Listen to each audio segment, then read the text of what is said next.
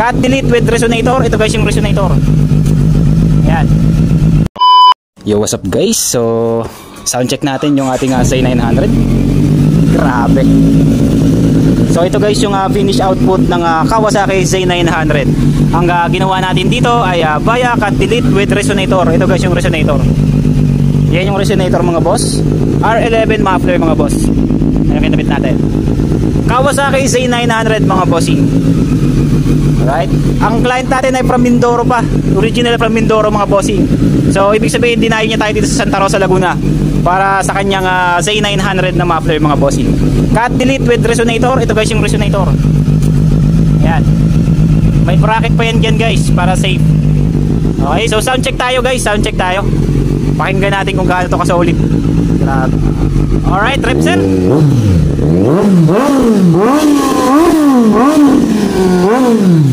Alright, grabe solid. Ingay naman doon.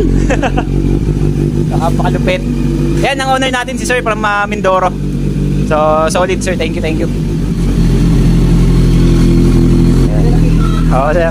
So yan si sir, yung ano natin sir, thank you po. Thank you, thank you. Thank you sir. Baka meron kayo sir gustong ibabatiin. Wala naman. Thank you sir from Mindoro mga bossing.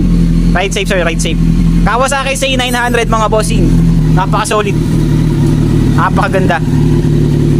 Alright.